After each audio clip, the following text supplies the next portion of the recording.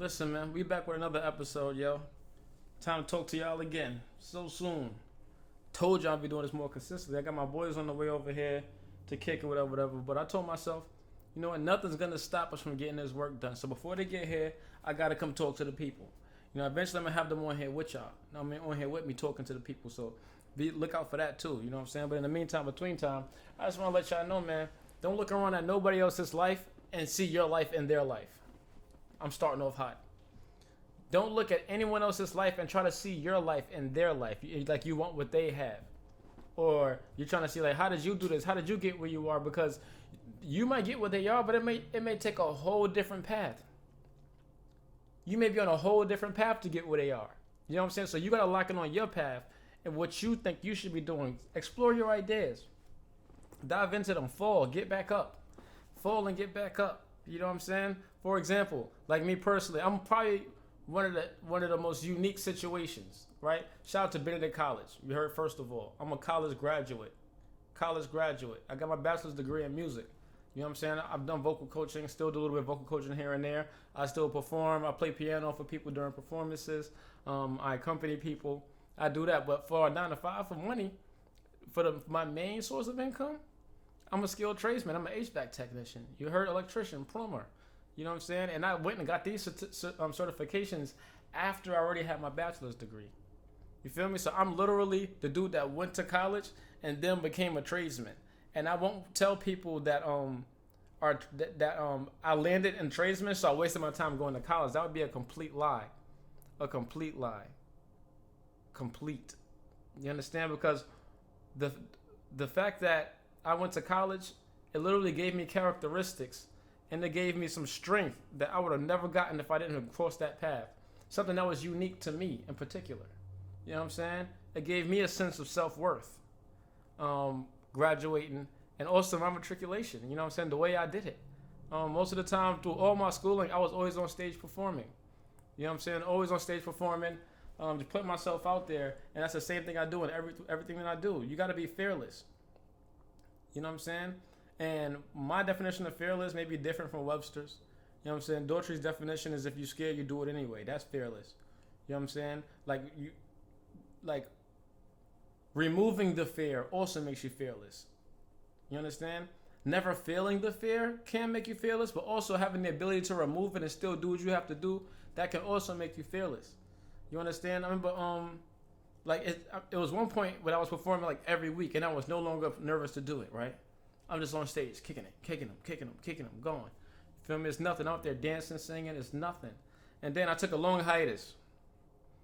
And then I had a performance coming up for a much smaller crowd than crowds that I'm used to. And that performance had me shook. Right? So I was like, wow, so what do I have to do? I literally reminded me, I had to go back into the mindset of my very first performance. Right? You know what I'm saying? So, like, I had to tell myself, even though you're scared, there's no way you're not going on that stage. That's not an option. So what else are you going to do? Right? So one thing that I do whenever I'm feeling that way or feeling a little afraid, I focus on what I'm doing more than what's in front of me, if that makes sense. So for me, it's an easy way for me to just explain it to you and describe it. Whenever I'm very, very nervous to go on stage and do a performance, I don't focus on giving a great performance. I focus on reciting the song. Does that make sense? So now I'm no longer Sharif. I'm no longer Sharif Daughtry. You heard? I'm no longer Chris Daughtry. Chris Sharif Daughtry. I'm no longer him. I am, if I'm singing a sad song that wants a woman back, I am a sad man that needs this woman back. No, I mean, with my dying breath until I get off this stage. Until I get off that stage, that's all I have in my life going on. Is me getting that woman back. I swear to you. And that's what makes a good performer. And that's what makes someone that makes a good impression on life. Whatever you do, you have to dive all the way in, even if it's temporary. You understand?